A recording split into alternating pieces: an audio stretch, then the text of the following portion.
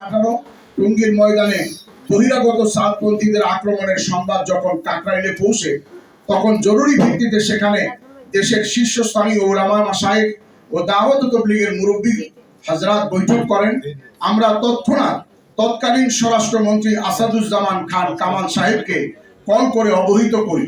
আমাদের দেয়া তথ্য নাকচ করে তিনি বলেন যে ময়দান শান্ত আছে, সেখানে কোনো আক্রমণের ঘটনা ঘটেনি।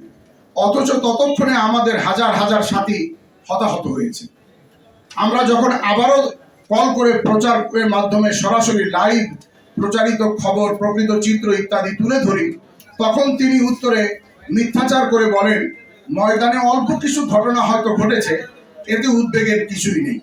যার মাধ্যমে স্পষ্ট বোঝা যায় যে আওয়ামী প্রশাসন নিজেরাই সেদিন সাতপন্থীদেরকে আক্রমণের সুযোগ করে দিয়েছিল।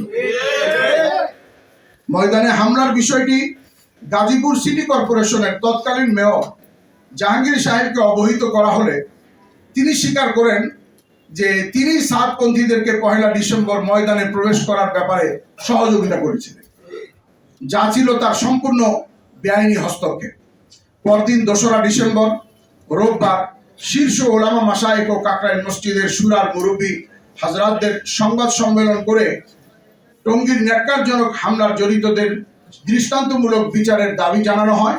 কিন্তু দুঃখজনক বাস্তবতা হলো ফ্যাসিস্ট আওয়ামী সরকার বারবার মিথ্যা আশ্বাস দিয়েও কোনো ধরনের আইনি পদক্ষেপ নেয়নি, যার ফলে স্পষ্টত বোঝা যায় যে টঙ্গী হামলার ঘটনার সাথে আওয়ামী সরকার প্রত্যক্ষভাবে জড়িত।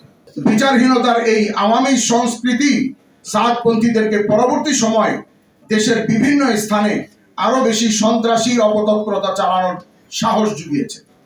সাতপন্থীদের সেদিনের বর্বর ও ন্যাক্কারজনক আক্রমণ শুধু বাংলাদেশের ভেতরেই নয়, বহির্বিশ্বেও দাওয়াত ও তাবলীগের মোবারক মেহনতের মর্যাদাকে ক্ষুণ্ণ করেছে। বিদেশি সাথীদের মনে আতঙ্ক ছড়িয়েছে এবং সেই ঘটনার পর থেকে বাংলাদেশে বিদেশি মেহমানদের আগমন হ্রাস পেয়েছে, যা আমাদের বাংলাদেশের জন্য উদ্বেগজনক। দুঃখজনক বিষয় হলো 2018 সালের 1 ডিসেম্বর সেই টঙ্গী ট্র্যাজেডির পিছনে দিল্লির মৌলানা সাদ সাহেব নিজেও সম্পৃক্ত ছিলেন। তার ইন্ধন, উত্তেজনাকর বয়ান ও বিদেশি শক্তির কলকাঠির ফলেই বাংলাদেশের মাটিতে সাতপন্থীরা এমন নৃশংস আক্রমণের সাহস পেয়েছিল।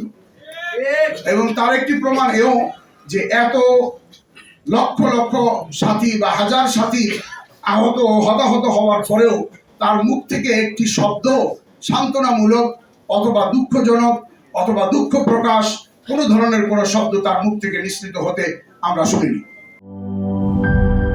জীবনের সাথে চলে hi-fi, all time healthy life।